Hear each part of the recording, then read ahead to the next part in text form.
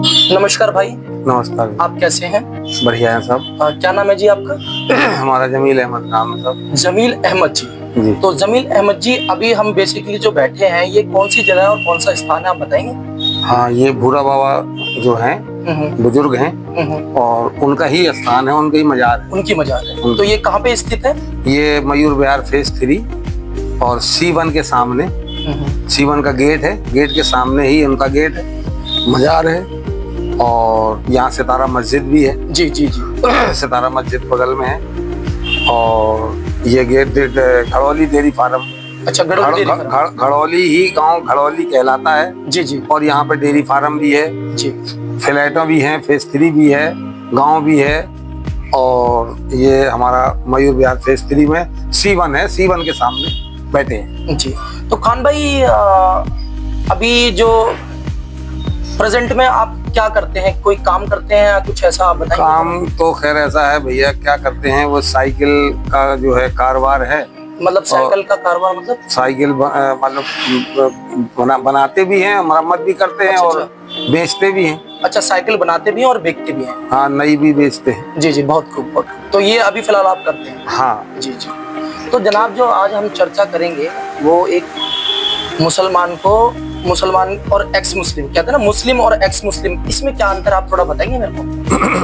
अब एक्स मुस्लिम तो ऐसा है, देखिए कि हमारा तो पहले जितना मुस्लिम ना पता लगता था और ना हिंदू को पता लगता था, इतना भाईचारा था कि हम लोग सब एक दूसरे के सुख में और दुख में भी शामिल होते थे। और इतना प्यार था कि अगर वो कहीं जा रहे हैं, गांव में जब रहते थे, वो जब कहीं जाते थे तो वो हमारे भरोसे में अपने बच्चों को भी और अपने मकान को भी हमारे भरोसे छोड़ के जाते थे कि भाई और हम जा रहे हैं जरा रिश्तेदारी में, और आप जो है थोड़ा देखना, घर तुम्हारी जिम्मेदारी पे है। अब आज जो है क्या है कि जब से ये हिंदू मुस्लिम करा है, और वो हिंदू मुस्लिम की जगह पे मतलब जो है सुरक्षित नहीं है, और हिंदू मुसलमान की जगह पे सुरक्षित नहीं है। लेकिन ऐसा कहीं कुछ नहीं था, ये तो सिर्फ मीडिया में उड़ाया जा रहा है। जी जी। और ज्यादातर ये उल्टा सीधा दिखाया जा रहा है। और नहीं तो हमारे देश में इतना भाईचारा, इतना प्यार, इतना मोहब्बत तो कहीं है ही नहीं। जी जी। ना देश में है, ना विदेशों में है कहीं भैया, जितना भाईचारा यहाँ था और है आज भी। लेकिन ये तो कुछ चंद नेता जो हैं वो हमारे देश को बर्बाद करे हुए हैं। और नहीं तो ऐसी कोई बात नहीं है। अभी अनिल सिंह की घरवाली बीमार हुई तो समझ लो उसने जो है मेरे को कॉल करी कि भैया ऐसी ऐसी बात है, कहाँ हो तुम? तो मैंने कहा, जबकि वो कहाँ के हैं, बरेली के होते के, बनारस के रहने वाले, और हम मतलब कहाँ, झांसी के रहने वाले। अच्छा, आप झांसी से हैं? झांसी से हैं। और ये अनिल सिंह जो नाम ले रहे हैं आप, ये बनारस से है। नहीं है क्या इनका क्या कार्य है? कार्य इनका कुछ नहीं, नौकरी करता था। अच्छा, नौकरी करता था। अच्छा। नौकरी करता था भाई, लेकिन अब उससे दोस्ती और प्यार हो गया था इतना कि मतलब जो है बेचारा कभी भी मतलब जो है कोई काम पड़ता था तो आके खड़ा हो जाता था। तो उसने जब हमें बुलाया कि भैया बीबी बीमार है और ब्लड की जरूरत है, मैंने एक बोतल अपना खून उसको दिया। और रोजे से था, रोजा खोल के 11 बजे दिन में, और मैंने खून दिया। यार भाईचारा कैसे खत्म हो जाएगा यार? बहुत अच्छी सोच है, बहुत अच्छी सोच है। पर ये कुछ लोग जो है अपनी रोटी सेकने के लिए, कुर्सी में बैठने के लिए ये एक दूसरे को भड़काए पड़े हैं, एक दूसरे को बलगराए पड़े हैं, जो कि ना एक दूसरे के काम आ रहा है और ना एक दूसरे का साथ दे रहा है। उस टाइम पे हिंदू के घर में, गरीब आदमी के घर में शादी होती थी, हम लोग चंदा करके इकट्ठा करके और गरीब की लड़की की शादी करते थे, इकट्ठा हो करके सब लोग मिल करके करते थे। हम राशन की दुकान थी हमारी, कंट्रोल मेरे नाम था। मैं चीनी और चावल और गेहूं भैया शादी में दिया मैंने यार, मतलब 50-50 किलो चीनी और 1-1 कुंटल गेहूं दे करके शादी करी गरीब लड़कियों की, गांव में हिंदुओं की। बहुत अच्छी सोच। हमारे यहाँ ये नहीं है, भाईचारा है एकदम। मतलब आपका कहने का मतलब है जो भाईचारा बना था वो इनकी वजह से खराब हुआ, नेता नगरी। बस नेता नगरी में जो है भाईचारा खत्म हुआ है। अच्छा। नहीं तो ऐसा कुछ नहीं था। तो खान भाई, आपसे हम ये पूछना चाहेंगे, जो मुसलमान, ये मुसलमान का क्या अर्थ है? मुसलमान का अर्थ ये है कि जो ईमान वाला है, जैसे कि हम तुम्हारी जेब का या तुम्हारे धन का मैं नियत अगर हम खराब नहीं कर सकते, अगर आप हमारे या तुम्हारा पर्स मान लो रह गया, अगर आपका पर्स रह गया और हम ईमानदार हैं और मुसलमान हैं, तो ईमान अगर रखते हैं तो आपका पर्स के पैसे वैसे ही मुकर्रर रहेंगे और आपको फोन करके बुला करके आपका सामान आपको दिया जाएगा। वो ईमान वाला है, वो मुसलमान है। बहुत खूब, बहुत खूब। उसको कहते हैं मुसलमान। इसको मुसलमान नहीं कहते कि हम तुम्हारे घर में गए और खाया भी है और नजर भी डाली कि अरे ये तो घर यार ठीक है यार, इसकी साली की डकैती डलवाओ, या तो फिर इसका जो है डकैती डालो, या तो फिर इसका जो है घर लूटो, जी जी, या मान लो इसकी लड़की पर नजर डालो। तो ये सब चीजें जो है मुसलमान ईमान वाले के अंदर नहीं थी और न है। बहुत जो मुसलमान है वो भाई साहब इन सब कामों को नहीं कर सकता, और जो ऐसे काम करता है वो मुसलमान नहीं कहलाता है। वो नाम का मुसलमान है, सिर्फ दाढ़ी लगाए फिर रहा है, टोपी लगाए फिर रहा है, शराब भी पी रहा है और एक्सबाजी भी कर रहा है और दिखावा कर रहा है, मैं तो मुसलमान उसको नहीं कहते। ऐसे लोग ही हमारे दीन को बदनाम करते फिर रहे हैं। बहुत खूब खान भाई, ये बहुत अच्छी बात बोली आपने।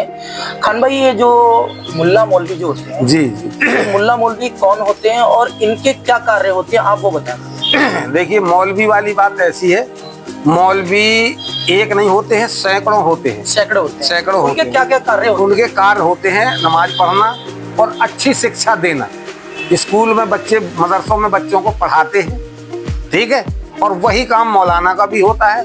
मस्जिदों में पढ़ना, तकरीर देना, दीन की बातें बताना, अच्छी रास्ता पे चलने का रास्ता दिखाना और शरीयत के हिसाब से और दीन के मसले पे उनको गौर से बात सुनना उनकी और उस पे अमल करना, ये मौलाना का और कारी का काम होता है। तो लेकिन जनाब खान भाई, जैसे कि आपने बोला, तो लेकिन ऐसा तो आजकल नहीं हो रहा। जैसे आजकल वीडियो देख लो उठा के, यूट्यूब, फेसबुक, सब चीज खोल के देख लो, तो उसमें क्या है, कोई तो मदरसे में कुछ बहन बेटी के साथ गलत कर रहा है, तो कोई कुछ कर रहा है, तो कोई कुछ, मतलब सारे गलत काम कर रहे हैं। वो सिस्टम ही नहीं रहा। मुल्ला मौलवी भी बदनाम हो रखे हैं, ठीक है। जैसे आपने जो बात बोली है, ये मैं सहमत हूँ आपकी बात से, बहुत अच्छा लगा मुझे बात करके कि आपने बहुत जायज बात बोली है और सही मायने में मुसलमानों को ऐसा ही होना चाहिए। लेकिन ये जो आए दिन मस्जिदों में और क्या नाम है, आपने देखा, मतलब बहुत गंदा सिस्टम चल रहा है। मेरी और वो बात सुनो ना, उसमें भी अब मैंने क्या बोला कि कुछ तो है नाम के मुसलमान और कुछ हैं मतलब जो है सही रास्ता में चलने वाले और सही रास्ता में चलाने वाले, सही रास्ता बताने वाले। कुछ लोग हैं ऐसे कि जबकि हमारे यहाँ हदीस में या शरीयत में या कुरान में कहीं ऐसा नहीं लिखा कि आप कहीं कत्ल करें। अच्छा, ऐसा लिखा? कहीं नहीं लिखा, कहीं नहीं लिखा, कहीं नहीं लिखा कि आप कत्ल करें। मतलब किसका? इंसान का भाई, इंसान का। अच्छा, और जानवर का? जानवर के लिए तो ऐसा है कि वो आया है। चलो मैं माफी चाहूंगा, इसमें चलो जानवर को लेके अभी चर्चा दोबारा करेंगे। पहले अभी हम इस मुद्दे पे आते हैं, जो आप बता रहे हैं। कत्ल करने का कहीं नहीं लिखा। अच्छा, ये जो कर रहे हैं ये सब जो है दिखा, मतलब कुल मिला करके बस वही बात आ गई कि किसी की मानना नहीं है और हमें अपनी मनमानी करना है, अपनी चलानी है। जी। जैसे कि हमारे यहाँ देश में भी कुछ लोग हैं ऐसे कि कह करके कुछ और काम करते हैं, कुछ कहते हैं, मतलब कहते कुछ और मुकर जाते हैं, कहते कुछ और करते कुछ है। ऐसे ही ये भी है। ये आतंकवादी बने फिर रहे हैं, जो मान लो आज हमारे देश में मान लो आ रहे हैं और घुस करके मर के जा रहे हैं। इधर हमारे देश के जवान बेचारे शहीद हो रहे हैं और वो मार भी रहे हैं। ऐसी बात नहीं है, जो आ जाता है, घुस जाता है, उसको मार के ही मान लो दम लेते हैं हमारे यहाँ सैनिक। ऐसा नहीं है कि उनको जिंदा छोड़ देते हैं और चले जाते हैं वापस, ऐसा कहीं कुछ नहीं। पर इनको तो मतलब ये जो कुछ लोग हैं, 2-4 रह गए हैं, वैसे तो हो गए हैं समाप्त, बाकी ये कुछ लोग रह गए हैं जो हमें बदनाम कर रहे हैं और करा रहे हैं। और यही दशा मदरसों में है। एक मदरसा मान लो गलत कर रहा है और 100 मदरसे बदनाम हो रहे। तो वही वाली बात। और एक मौलाना, एक मछली पूरी समझ, एक मौलाना या एक मौलवी मान लो उल्टा पढ़ा रहा है तो वो 100 बदनाम हो रहे हैं। हाँ तो मैं वही तो कह रहा हूँ, बात तो वहीं आती है कि एक मछली पूरे तालाब को गंदा कर पूरा तालाब को गंदा करते। तो जनाब ये जो इमाम साहब होते हैं, तो इमाम साहब कौन होते हैं और इनके कार्य क्या होते हैं? इनके कार्य यही होते हैं कि नमाज पढ़ाना और तकरीर करना, अच्छी रास्ता बताना और नमाज पढ़ना और पढ़ाना। और ये जो मुफ्ती साहब होते हैं, मुफ्ती साहब कौन होते हैं? मुफ्ती साहब भी मतलब ये मदरसा चलाते हैं, बड़े बड़े हाफिज बनाते हैं, उनको आलिम बनाते हैं, कारी बनाते हैं। वो जो है बच्चों को पढ़ा करके बड़ा मतलब बड़े आलिम बनाते हैं। अच्छा, मुफ्ती साहब ही आलिम बनाते हैं। हाँ। तो आलिम का भी यही कार्य होता है? यही कार्य होता जो आलिम साहब होते हैं उनका भी यही कार्य होता है? बिल्कुल। नॉलेज देना, लोगों को ज्ञान, नॉलेज देना, ज्ञान देना। जैसे कि हमारे यहाँ प्रिंसिपल होता है, प्रिंसिपल होता है। हाँ, ऐसे भी ये इन लोगों की डिग्री है। जी। इन लोगों की डिग्री है मदरसा चलाने की। जैसे कि देवबंद में मान लो मदरसा चल रहा है, जो एक मान लो मेन आदमी है वो सिर्फ एक जगह बैठा हुआ है। वो जो छोटे से मतलब शुरुआत से पढ़ करके और जब वो बड़ी पढ़ाई में पहुंचता है तब वो बड़े मौलाना और आलिम के पास पहुंचता है बच्चा। तो छठवीं होती है साल में। जब मान लो वो आज तीसरी की क्लास पढ़ रहा है तो जैसे चौथी में पहुंच रहा है, फिर 5वीं में पहुंच रहा है, फिर 10वीं में पहुंच रहा है, फिर 12वीं में पहुंच रहा है। इसी तरीके से वो कलाम पाक का भी काम है, वही चीज। मैं सभी दर्शकों को बताना चाहूँगा कि ये जो हमारे खान भाई हैं मतलब इनसे हम जब बात कर रहे हैं तो बहुत अच्छा लग रहा है, बातें भी बहुत अच्छी कर रहे हैं। लेकिन सभी दर्शकों से ये बोलेंगे, इनकी बातों से यही एहसास हो रहा है कि वीडियो थोड़ी लंबी जा सकती है, लेकिन कोई बात नहीं, चलेगा, वीडियो लंबी चलेगी एक बार को। लेकिन कुछ चीज़ें के बारे में नहीं पता होता है तो इंसान को पता करना चाहिए। तो जैसे कि खान भाई बैठे हैं, इनसे हमें बहुत अच्छा लगा बात करके और आप हमसे दोबारा इनसे चर्चा कर रहे हैं। तो जनाब एक चीज़ और बताएं खान भाई कि जैसे बरेली वाले जो होते हैं, बरेलवी बोलते हैं ना, बरेलवी और देवबंधु, इनमें क्या अंतर है और इनका क्या फर्क है, आप थोड़ा बताएं। इनका फर्क ये है भाई, वैसे तो हमें ज्यादा जानकारी नहीं है, लेकिन इतनी जानकारी तो है, हम लोग जो है हुजूर को मानते हैं। हुजूर बोले तो मतलब मोहम्मद सल्लल्लाहु अलैहि वसल्लम को हम लोग मानते हैं। अच्छा। और दिल से मानते हैं। और उनके ये जो हस्तियां लेटी हुई हैं, ये ऐसे ही नहीं मतलब लेट गई हैं और ऐसे नहीं ये पूजा हो रही है इनकी। ना ना ना ना ना, बड़े पीरों के पीर, सबसे बड़े पीर का वाकया अगर सुन लो तुम तो तुम्हारा खुद ही रोना आ जाएगा जी। जाने कितने साल के बाद नाव बारात की डूब गई थी भाई, उन्होंने जिस टाइम पे मतलब दुआ करी है तो वो वैसे की वैसे ही भरी भराई नदी से जो है नाव निकल के आई, वैसे की वैसे ही बच्चे और आदमी सब निकल के आए थे। ये वो ताकत थी उनके अंदर। और वो ताकत थी कि आप 40,000 रुपया लेकर के हज करने जा रहे थे, बस रास्ता में चोर मिल गए। चोरों ने जो है उनसे पूछताछ करी तो उन्होंने जो है माँ ने जो है उनकी सदरी थी एक फटी हुई, उसमें सिल दी थी बनियान उसमें जेब में। तो जब बदमाशों ने देखा, इसकी तलाशी ले ली तो उन्होंने कहा कुछ है ही नहीं। तो उन्होंने कहा तेरे पास कुछ नहीं है? उन्होंने कहा है भाई मेरे पास है। उन्होंने कहा क्या है? उन्होंने कहा भाई मेरी माँ ने मेरे पे 40,000 रुपया ये रख दिए यहाँ पे सिल के। तो उन्होंने कहा निकालो, निकाली, देखी तो देखी। तुमने फिर बताई क्यों? जब हमने मान लो देख लिया कि कुछ नहीं है तो फिर तुमने बताई क्यों? बोले मैं झूठ क्यों बोलूं? मेरी माँ ने जब मुझे शिक्षा दी कि मुझे झूठ नहीं बोलना तो मैं झूठ कैसे बोलूं? अल्लाह हो गई।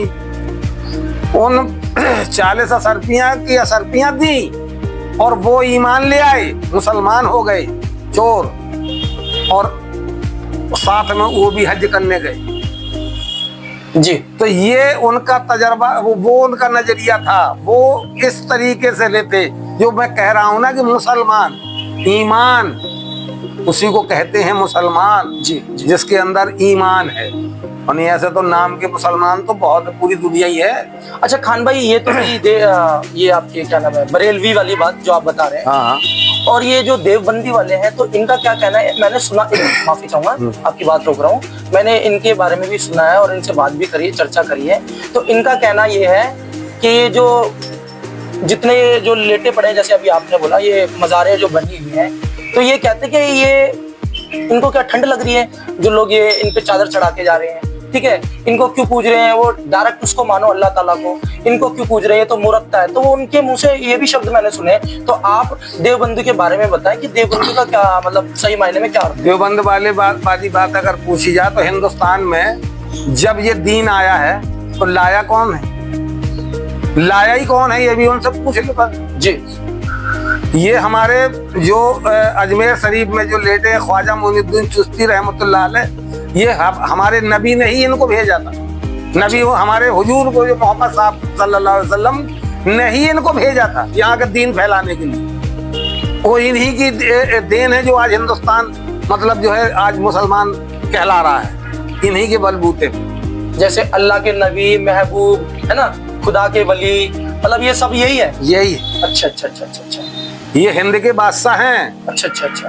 यही इन्हीं के जरिए से। और अब जब ये यहाँ आए, इन्होंने दीन फैलाया, तो अब ये ऐसी हस्तियां जो लेटी हैं, ये का कुछ अपने मन से लेट गई हैं या अपने मन से ये बन गई। जब उन्होंने मान लो बताया अल्लाह का चलने का रास्ता और पढ़ने का रास्ता, तभी तो ये पढ़े। जब ये पढ़े तो जब जा करके इनको ये हस्ती मिली। जी है? जी। निजामुद्दीन औलिया वो भी यही में थे, उनके जरिए से दीन फैला। और ये ख्वाजा मोइनुद्दीन चिश्ती रहमतुल्लाह अलैह के जरिए से साबिर पिया कलियर शरीफ। अच्छा, वो रुड़की के जो पास है। हाँ ठीक है ठीक है। हाँ बात जा चुका हूँ मैं। जा चुके हैं। हाँ, जा चुका। वो भी इन्हीं उन्होंने भी यही दीन फैला। तो मामा भांजे की दरगाह है। मामा भांजे की दरगाह है। जी जी जी। मामा ने अपने बेटे को भांजे को बुला कर, माँ ने जो है उनकी बहन ने अपने लड़के को भेज दिया कि भाई कहाँ दौलत भी है, खाना पान भी है, सब कुछ है, मेरा बेटा वहाँ खाएगा तो तंदुरुस्त हो जाएगा। मामा ने बोल दिया कि बेटा आज से तुम जो है लंगर ही मतलब बांटोगे भांजे को। अब मामा ने ये नहीं बोला कि तुम भी खाना खा लेना, बस ये बोला कि आप लंगर खिलाओ, लंगर बांटो। 12 साल बेगर खाए रहे। जब 12 साल वो जो भांजे थे वो 12 साल तक भूखे रहे और खाना खिलाते रहे सबको, दुनिया को पूरी। अच्छा अच्छा। तो फिर मामा ने क्या बोला? मामा काय को जब माँ आई उधर से, अच्छा अच्छा, तो माँ ने जब देखा कि बेटा मेरा सूखा पड़ा, तो भाई को जाकर के मान लो बोलने लगी उल्टा सीधा। मैं सोच रही थी कि मैं अपनी भतीजी से शादी करूंगी अपने बेटे की, तो तूने जो है मेरे बेटे को सुको दिया इस वजह से कि मतलब जो है मुझे अपनी बेटी से शादी न करने पड़े। मतलब वो कह रही है कि तूने मेरे बेटे को सुखा दिया। अच्छा, इसलिए तूने खाना नहीं दिया उसे। तो वो बोला कि भैया बहन, मैंने इसको खाने में ही लगाया था, अब मैंने ये थोड़ी कह दिया था कि तू खाना ना खाना, पर उन्होंने खाना नहीं खाया 12 साल के बाद में वो जो है देखा तो वो सूखा। अब माँ ने बहुत प्यार करा, बहुत बताया, बहुत समझाया, बहुत ये करा वो करा, तो वो अब उन्हें जो है उन्होंने मामा ने जो है इतना बड़ा पावर दे रखा था कि अगर कोई चिड़िया भी उनके ऊपर से उड़ के निकल जाती थी तो वो भी जल जाती थी। जो मजार बनी है उनकी मामा भांजे की दरगाह रुड़की में, तो चिड़िया अगर उनके वहां से जाती है निकल के तो वो भी जल जाती है जिंदा में भी। अच्छा अच्छा अच्छा। जब वो जिंदा थे। अच्छा अच्छा। जब की बात बता रहे, अगर वो यहाँ बैठे हैं, अगर ऊपर से अगर चिड़िया उड़ के निकल गई तो वो भी जल गई। और आज क्या सिस्टम है वहाँ पे? और आज सुन लो, जब आपने पर्दा किया, जब आप मतलब जो है दुनिया से गए, तो यहाँ कह के गए जी कि मेरी जनाजे की नमाज नहीं कोई पढ़ाएगा। अच्छा, मेरे जनाजे की नमाज कोई नहीं पढ़ाएगा।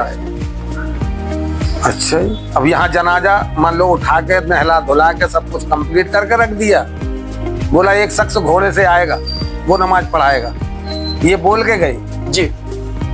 और बोले मैं आज जो है मैं मतलब जो है दुनिया से रुखसत हो जाऊंगा, तो कह के चले गए। अब जो है जब सब जमात पूरी खड़ी नमाज पढ़ने के लिए, अब वहां से घोड़ा आया और आप उतरे, नकाब डाले थे, सब पूरा ढका हुआ था, सब मुंह सब सर आए, तो अपने खड़े हुए मुसल्ले पे, नमाज पढ़ाई और आप बैठे घोड़े में जाने लगे। तो चट जो है एक मौलाना ने जो है लगाम पकड़ ली घोड़े की, बोले ऐसे कैसे चले जाएंगे आप जब तक ये नहीं बता के जाएंगे कि हम कौन है, तो यहाँ हम दुनिया को क्या बताएंगे कि कौन आया, कौन चला गया, कौन नमाज पढ़ा के गया। तब जाकर के उन्होंने बताया, चेहरा उठा के दिखाया, चले गए। वही खुद आए थे नमाज पढ़ाने। अच्छा अच्छा अच्छा। अब ऐसी हस्ती ने तो ही दीन फैला है। मस्जिद में आप बहुत, जब यहाँ से जब मान लो वहाँ देखते हैं, जब मान लो दुबला पतला आदमी हो जाता है और कपड़े लगते भी मतलब वैसे होता है, तो आदमी नमाज में का कहीं भी बैठता है तो आदमी वैसे भी दूर हो करके बैठता है। तो नमाज में जो है आप आगे बैठ गए थे। साबिर पिया जी। मौलाना ने बोला, कहने लगा, रे निकलो निकलो बाहर को, चलो वहां पे बैठो जाके किनारे पीछे। बेचारे शर्म के मारे चले आए पीछे। आके जब बैठे तो नमाज हुई, रुकू में गए, सिजदे में गए, तो आपने जो है खुद अपने मुंह से बोल दिया कि तू क्यों खड़ी है मस्जिद, तू भी सिजदा कर। अच्छा, साबिर पिया जी ने बोला? साबिर पिया ने। मस्जिद ही पूरी बैठ गई। अच्छा। सब मर गए थे, एक बच्चा सिर्फ बचा था। वो भी एक बच्चा बचाया था उन्होंने इस वजह से कि उसके कोई था ही नहीं, वही बच्चा अकेला था, गरीब औरत। अच्छा, उन्होंने एक बच्चा बचाया, वरना सबको मार दिया। सबको मतलब वो मस्जिद जब बैठाल दी गई तो सभी मर जाएंगे। तो फिर वो तो मर ही जाएंगे ना सब। बिल्कुल बिल्कुल भाई, उनको तो जलाल आ गया। मैं समझ गया आपकी बात, समझ गया। जलाल आ गया ना कि तुमने बेइज्जती से मुझे बाहर निकाला, तो तू क्यों खड़ी है, तू भी सजदा कर। तू भी सजदा कर। ठीक, बहुत खूब। तो सिजदे में ही सब चले गए। तो जनाब हम, चलो ये तो रही। अब रह गई बात, तो उन्हीं के जरिए से तो ये दीन आया। उन्होंने मान लो जब कुछ करिश्मा दिखाया, तभी तो तुमने मान लो उस चीज को अपनाया कि इसमें कितना फायदा है और कितना नुकसान। तो मोटा मोटा कहने का मतलब है, इसी वजह से आपकी देवबंदी वालों से नहीं बनती। देवबंद वाले कहते हैं कि पीर, पैगंबर, औलिया, अंबिया ये सब बेकार है, ये सब कहीं कुछ नहीं है। अच्छा, आई समझ में। और ये जो है मतलब जो गया वो गया।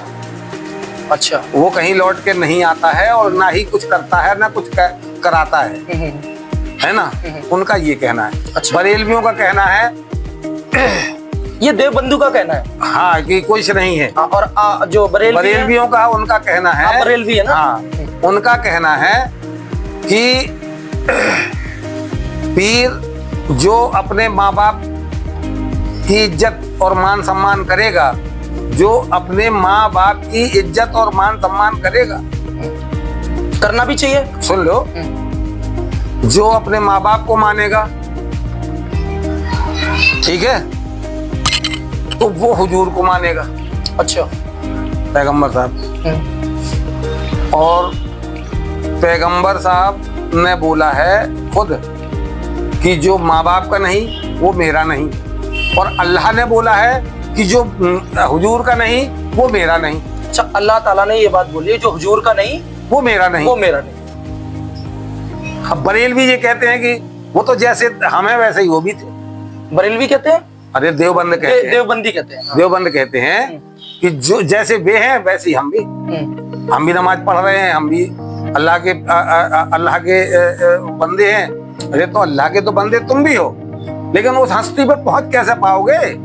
उन्होंने मान लो उंगली दिखाई तो वो चांद के 2 टुकड़े हो गए। दरख्त के नीचे लेट गए तो पत्तों ने ढांक लिया उनको, सर्दी से बचा दिया, धूप से बचा लिया। जनाब एक चीज और पूछना चाहूंगा आपसे, जैसे ये मस्जिदों का भी कुछ हिसाब होता है कि जैसे लोग मस्जिद में कुछ अलग पढ़ाई करवाई जाती है, जैसे कई बार क्या होता है देवबंदी हो गए और ये देवबंदी बरेलवी हो गए, तो इनकी मस्जिद में कुछ अलग अलग सिस्टम भी है कुछ ऐसा? ना है सबको ये एक ही। अच्छा, मस्जिद में नमाज पढ़ना है 5 टाइम। जो 1 रकात मान लो फजर में 4 रकात तो वो भी पढ़ते, वो हम भी पढ़ते। वो जोहर में 12 रकात वे पढ़ते तो हम भी पढ़ते। वो जौन सूरतें वे पढ़ते वही सूरतें हम भी पढ़ते। असर में 8 रकातें हैं, वो भी वे पढ़ते, हम भी पढ़ते। जो सूरतें वे पढ़ते वही हम भी पढ़ते। मगरिब में 7 रकात हैं, वही सूरतें वे पढ़ते वही हम भी पढ़ते और 7 रकात पढ़ते। ईसा में है मगर 8 बजे की वाली में, उसमें 17 रकातें हैं। 17 रकातें जैसी वे पढ़ते वैसी हम भी पढ़ते। 17 रकातों में जो सूरतें पढ़ते वे वही पढ़ते हम। उसमें बदलाव कहाँ से आ जाएगा? बस ये बात जरूर है, मतलब कुछ नियम ऐसे हैं कि हम मतलब जो है पीर पैगंबरों को मानते हैं, बरेलवी वाले, और हम उनको जो है हर त्योहार में, हर महीने का एक त्योहार होता है जो लास्ट दिन होता है। जैसे 11वीं शरीफ, 11 तारीख को 11वीं शरीफ का उर्स होता है बड़े पीर साहब का।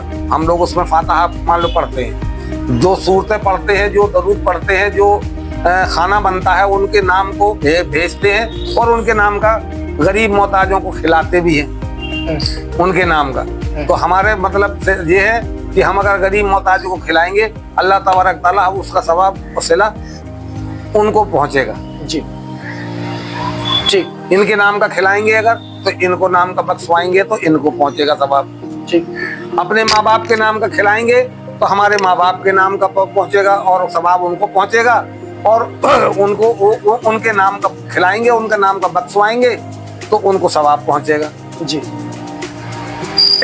ईद में है तो जोड़ा, माँ बाप के नाम पर्दा कर गए, खत्म हो गए माँ बाप, तो उनके नाम का कपड़ा भी मान लो देना है गरीब मोहताज को। जी।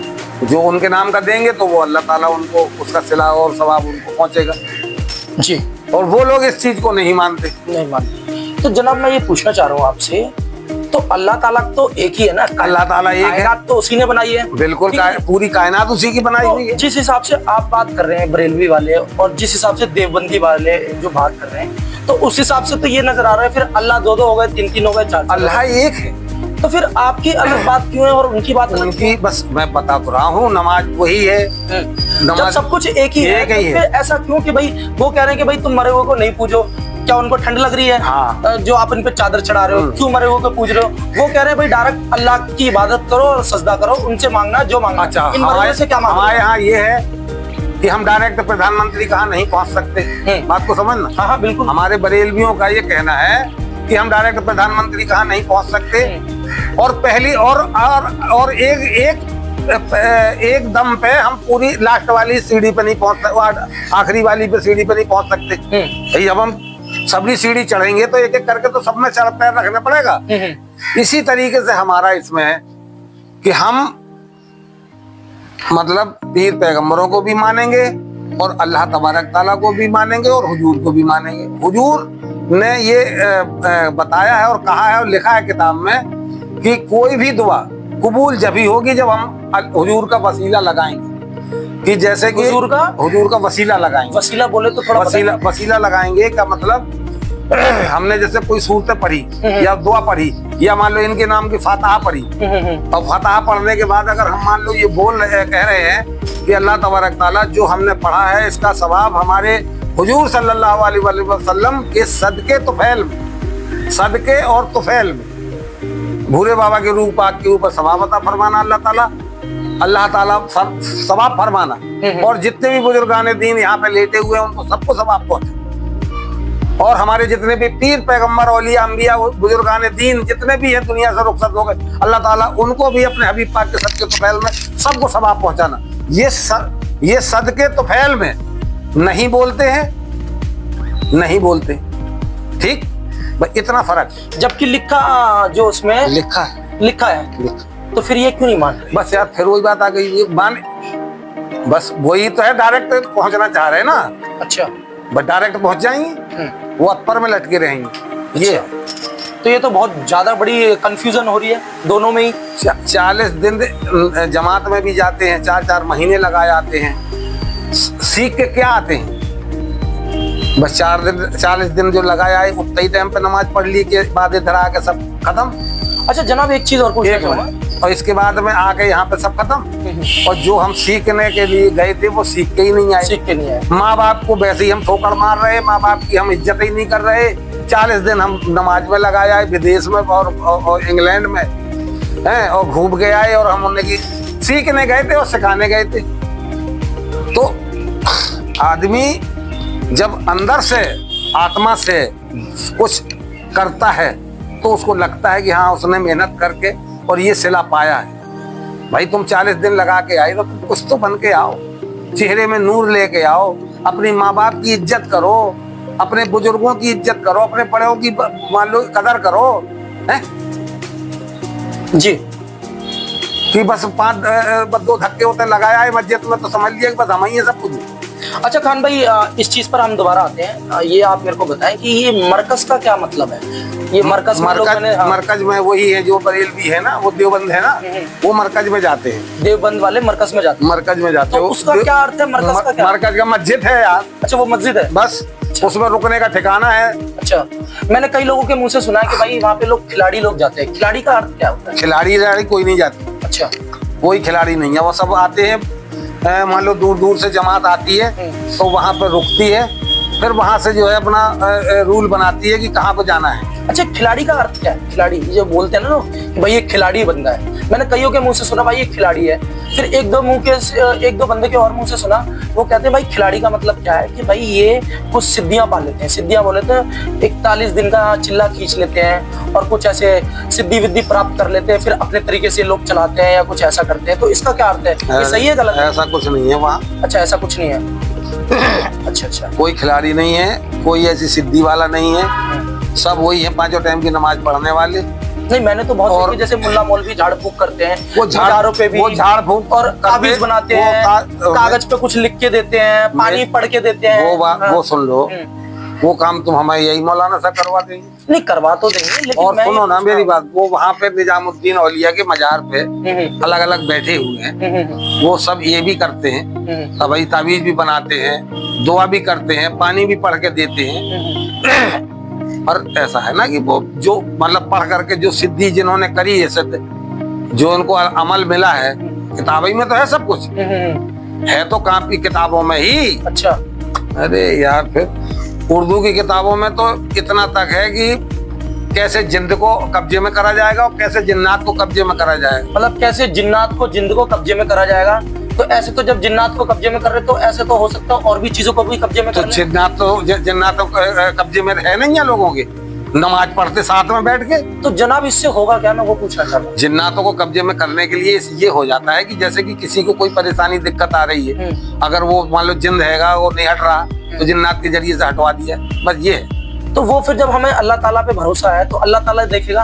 अल्लाह ताला भी देखता है, अल्लाह ताला ही तो देखेगा। अल्लाह ताला हमें करने अल्लाह ताला ने ही वो हुनर दिया है और वो शिक्षा दी है, और अल्लाह ताला का दिया हुआ मान लो इतना इल्म ना होता तो वो पढ़ ही ना पाता और वो इतना सिद्धि नहीं कर पाता। अच्छा, आप कह रहे हैं ये सब अल्लाह ताला की ही देन है, ये जो जिनको कब्जे में कर लेना या परी को कब्जे में कर लेना, सब कुछ अल्लाह ताला की देन है। अल्लाह ताला। चलो ठीक का समय आएगा तो जनाब इस चीज पे हम चर्चा करेंगे, लेकिन अभी जो है मुद्दा, अब हम आपसे ये पूछना चाह रहे हैं मुस्लिम और एक्स मुस्लिम, हम दोबारा आपसे वही पूछेंगे कि मुस्लिम और एक्स मुस्लिम में क्या फर्क है? बता दिया फिर भी तो मैंने आपसे क्या बोला, हम रिपीट कर रहे हैं ना इस चीज को, आप दोबारा बताएं कि मुस्लिम और एक्स मुस्लिम में क्या फर्क है? भाई उसमें फर्क यही है कि मुस्लिम मान लो अपने दीन को लेके चल रहा है और गैर मुस्लिम जो है अपने दीन को लेके चल रहा है। अच्छा, आई समझ में? और प्यार दोनों में बराबर है। और अगर कोई परेशानी अगर गैर मुस्लिम को आती है तो मुस्लिम उसमें खड़ा होता है, और अगर गैर मुस्लिम मतलब अगर मुस्लिम के ऊपर कोई आपत्ति या परेशानी आती है तो गैर मुस्लिम खड़ा होता है। और बहुत अच्छा लगा आपसे बात करके। एक बार आप नाम दोबारा बता दें दर्शकों को, आप अपना पूरा नाम। हमारा भैया जमील अहमद नाम है और हम मयूर विहार फेज 3 में रहते हैं और यूपी झांसी के आगे महोबा, हाँ हमीरपुर जिला है, ग्राम जलालपुर के रहने वाले हैं।